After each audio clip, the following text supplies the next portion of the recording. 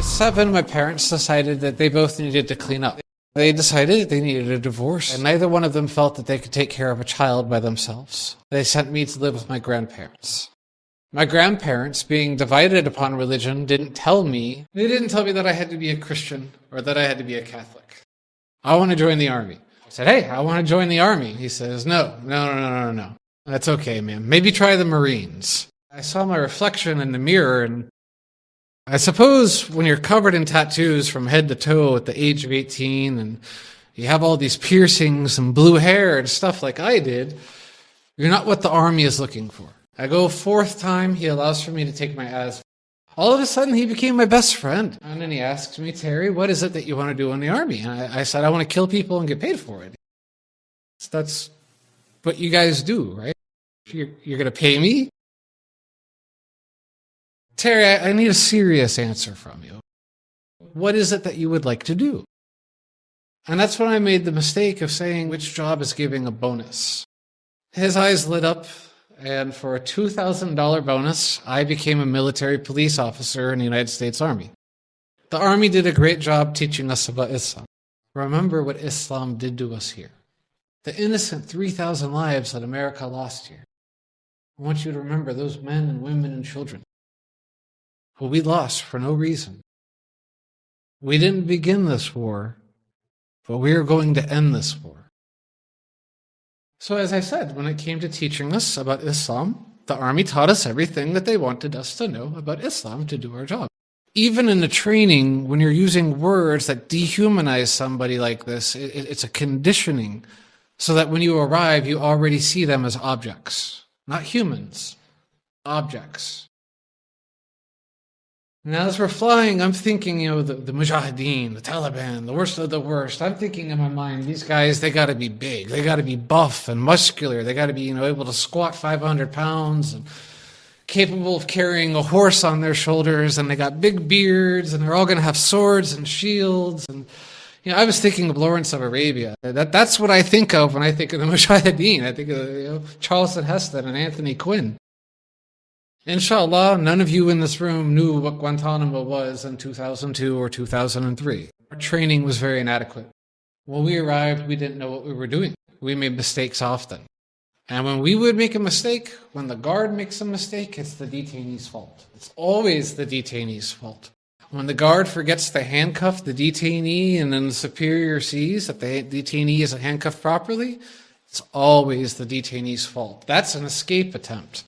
What happens when an escape attempt happens? You cover the detainee in pepper spray, 4 men in riot gear run in and slam him to the ground, maybe break a couple bones in the process, and then you shave his beard and you leave him hogtied out in the concrete for an hour or two until he calms down.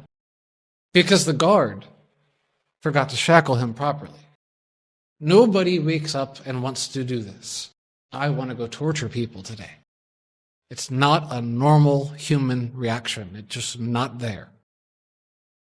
So many of us, myself included, became alcoholics quite quickly. If we wanted to get sleep without having nightmares of men screaming, without feeling the guilt and the shame and the grief of what we were doing, we would drink ourselves into oblivion.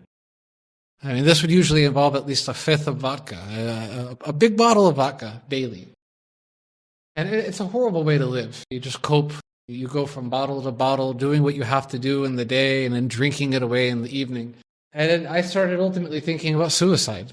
I started talking to my platoon sergeant. I tell my platoon sergeant that I'm thinking about suicide and I request to be working somewhere else. You don't have to work with the detainees. They can put you in different places. You could be doing something else. He says, no, Terry, you're vital. We need you. We need you. You got to stay. We need you. Have a few more beers. You'll be okay.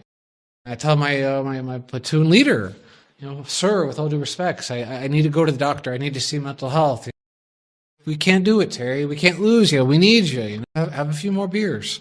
I go to the commander, the top person, the highest up that I can go. Sir, I'm thinking about suicide. I want to go to mental health. Please let me go talk to the doctor. Well, Terry, if I let you go and talk to the doctor, then I have to let you go. I got to let you go, and I got to let you go. And then everybody's gone talking about their feelings. Who's going to be here to do the mission? Who's going to get the job done? Have a few more beers, drive on. I was miserable. The people I was serving with were miserable. We were in a habitual pattern of alcoholism and depression.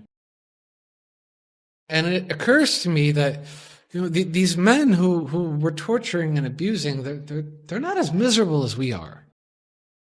That doesn't make any sense now. Hold on. I go to this camp and I'm only here for 8 hours. I don't even have to work hard for that 8 hours. I can go hide and do smoke breaks the whole time. But I'm miserable. I leave work and I go and I drink and I eat whatever I want and I play video games, watch porn, anything that I want to do. And I'm miserable. And you've got toothpaste and a toothbrush and you're stuck in this cage for 24 hours a day. And you're happy? I couldn't understand this. I couldn't understand that these men could even get up and pray. You're going to die in Guantanamo. This is it. This is the end of the line. It didn't make any sense to me. And at this point in time, I was a very strong atheist. My studying of religion up until that point had taught me that God is the greatest man killer. More men have died in the name of God than anything else combined. The Christian church and every other church, every religion, it's a bloody empire. And I had a very, just wanted nothing to do with religion at all. But these men, they're happy.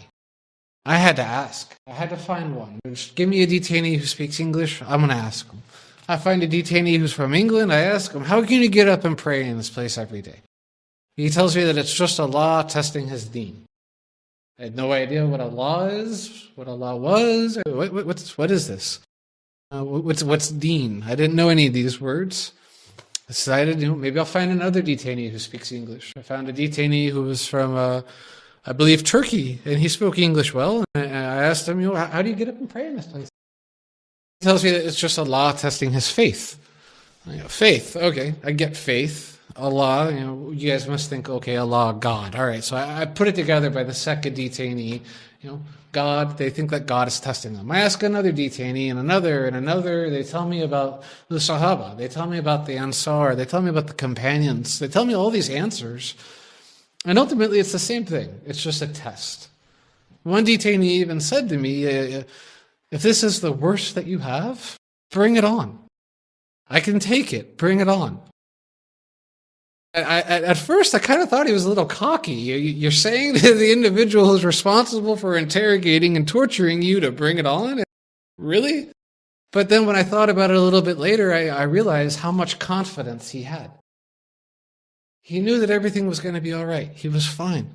He was confident because he had peace, because he was a Muslim, because he had surrendered to the will of Allah.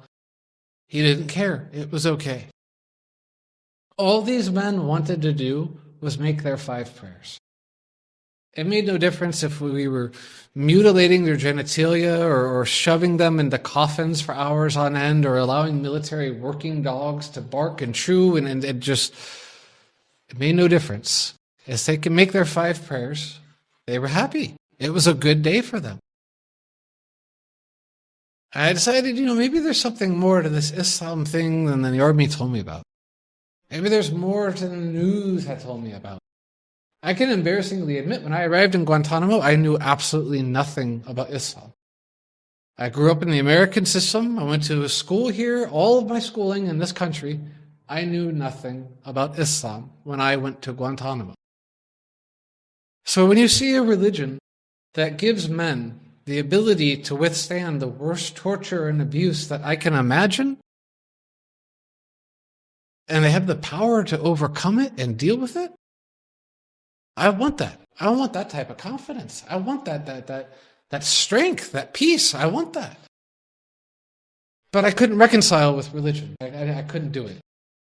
I asked questions. Why do you pray that way? Why do you guys pray so much? You wake up, you pray, and then a couple hours later you pray again. Did you forget what you were praying for the first time and then you remembered it, so you pray again? No, that can't be it, because you all do it. What's that thing on Friday? You guys all get together, You guys speak Arabic, and you guys speak Pashto, and you guys speak Urdu, but you get together on Friday and you all do that thing in the same language. What's that about? Try to imagine the questions that you would have if you were seeing Islam for the very first time. Try to imagine what it would be like. Try to imagine what it would be like if you were seeing people who took their religion so seriously that it was as vital to them as the air they breathe. And as I would ask these questions, they didn't feel offended. They didn't get angry or upset with me. Nor would they give me dawah. Nor would they tell me, you're kuffar, you're going to burn in the hellfire. You should say your shahada, it'd be good for you if only you knew. They would just answer my questions and go about their day. Eventually, one detainee, he says to me, I want to give you something. And I kind of chuckled. What are you going to give me? You got a toothbrush, a toothpaste, and a bar of soap. And he tells me he wants to give me a book, and that if I read this book, it will answer all of my questions. And it'll help me understand where I am in life. It'll help me understand my position, and what I should do, and where I should go. I couldn't resist this. You're going to give me one book that's going to answer all of these questions? Okay, sure, I'll bite. And I look to my right, and I don't see any other guards. I look to my left, and I don't see any other guards. I didn't want anybody to know that I was being given something from a detainee. To talk to a detainee was against the rules. To get a gift from a detainee, I probably would have been locked up, let alone a Qur'an. And I open the cell door, and he politely hands me the Qur'an. I hide it in my back pocket quickly. And we get off of work that night, and I go running up the stairs. I throw it under my bed, and I don't do anything. Go and I shower, and I lay down. And as I'm trying to fall asleep, I started feeling guilty. I started feeling bad. I was thinking to myself that, if I have his Qur'an, what Qur'an is he going to read on Friday? When they all get together and they do that strange thing that they do on Friday where they all speak the same language and they all pray the same way. It's amazing. What Qur'an is he going to read on that day? What Qur'an is he going to read tonight? When you arrive in Guantanamo, they ask you what language you speak. You receive a Qur'an in that language. I don't know if you guys know this or not, but there's no Wi-Fi in Guantanamo. So there's no Amazon, there's no Darussalam publications. There's no iPhones, alhamdulillah. No iPhone agreement, you don't have to worry about that business. You get one Qur'an. If I had his Qur'an, I felt, maybe I should at least pick it up and read it. And I picked it up and I started reading it. And the next day I got off of work and I came home and I read it. And the day after that I was off and I read it. And the day after that I was off and I finished it. I remember when I finished reading the Qur'an, I had already read through the Bible and comparative studies of the Torah and the Gospels. I had taken an intro to Christianity. I had a good amount of knowledge about Western religions. I had some knowledge about Eastern religions, Hinduism and Buddhism and Taoism and whatnot. And somehow Islam had always evaded me. I had never heard of it. But when I finished reading the Qur'an, I remember saying to myself, this is the first time that I've ever read a religious book that makes sense. I mean, from the beginning to the end, it is the most easiest written religious text ever.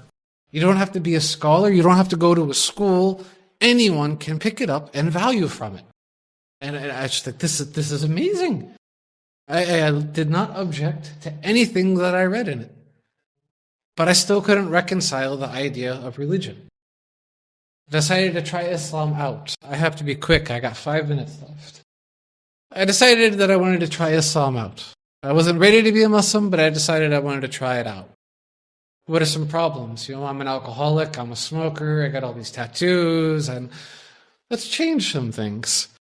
So I tried to scale back my drinking, and the next thing I knew, I wasn't drinking anymore, and I was waking up, and I was thinking clearly, and I was able to deal with what we were doing. I couldn't accept it. I couldn't feel good about myself, but I could rationalize and understand what was happening. I tried Islam out for a couple of weeks. I felt comfortable with it around December. End of December came and I knew that I wanted to be a Muslim, and I found the detainee who gave me the Qur'an. And I told him, I want to be a Muslim. What do I have to do? Do I need to draw a star and a moon on the ground and light some incense and say a funny prayer? What do I do? How do I become a Muslim? And in the middle of the night, wearing handcuffs in the dark, he transliterates the Shahada for me. And as he's passing it back through the cell, he tells me, you need to say this card and you need to mean it. And then you will be a Muslim. I couldn't believe it. My jaw dropped. I mean, it was like the Looney Tune cartoons. I know about other religions. I know about the things you have to do to become a part of them. I just say this phrase and I'm a Muslim? That's that easy? I'll give you that card. What's this card say? He tells me, it says, there is no God except for Allah, and the Prophet Muhammad is his messenger. Shadu anna la ilaha illa Allah wa shadu anna Muhammadan abduhu rasuluh.